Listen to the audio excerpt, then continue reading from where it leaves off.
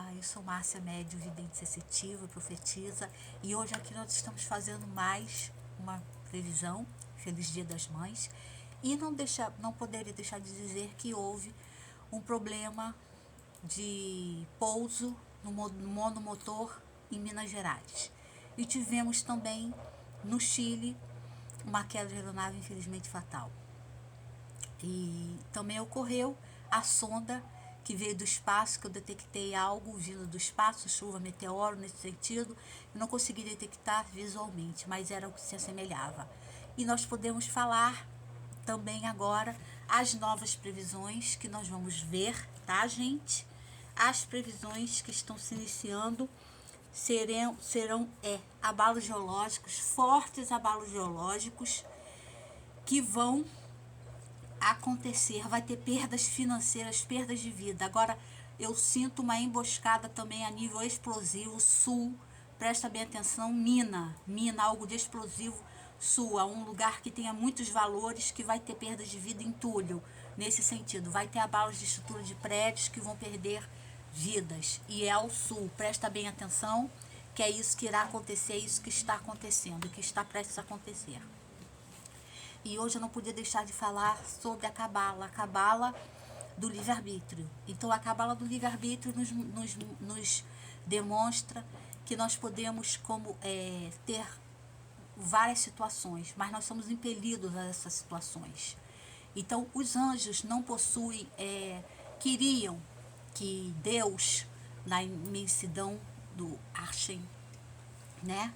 Hierofante, Hashem, Shalom, e Deus queria, os anjos queriam que Deus desse os códigos do Torá para os anjos. Aí Deus virou para os anjos e disse: mas vocês têm pecados, vocês matam, vocês cometem adultério, vocês cometem erros? Não. Então, essas inscrições são para os anjos, porque são para os humanos. Porque os humanos, a Terra precisa dos códigos para se reformular.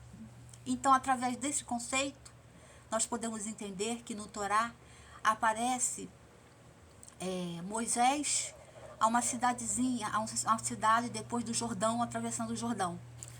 E ele encontra um gigante que era de 6 côvados, simbolizando 4 metros de altura. E Moisés, lutando para atravessar o Jordão, no Bachalão, ele embate com aquelas forças. Que eram de Tirará, porque eram outros povos que não eram dos cananeus, que não eram hebreus, mas estavam povoando aquele lugar. E ele, a machadada, derruba o gigante. Então, seres que existiam e que foram à parte, né, que está no Talmud, reformulados por Deus. E para ele chegar e cruzar o Rio Jordão, ele passa por essa situação toda tão problemática e tão circunstancial à vida dos hebreus. Então, esses códigos serviram à terra para promover a paz, porque não há paz sem guerras.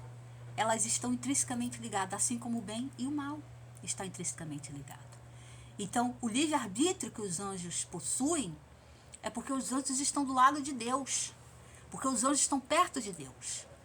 Maria, antes de nascer, Ana não podia ter Maria, ela tinha problemas, e Joaquim vai para o deserto e ora a Deus incessantemente para que ele tivesse um filho. E o anjo Gabriel aparece a ele e diz: você terá um filho, mas você terá que fazer desse filho um nazireu, botar ele dentro de uma instituição para que ele aprenda. E aí ele colocou. Mas os projetos de Deus eram outros. E José viu Maria lavando dentro do convento, entre aspas, né? E se apaixonou por ela. Então nós podemos entender que os projetos de Deus não são os nossos projetos, e eles são totalmente diferentes e totalmente diversificados, porque Deus quer que nós nos consertemos dentro da sua dimensão, do que Ele acha que é certo o ser humano viver. Então, o bem e o mal fazem parte dessa circunferência.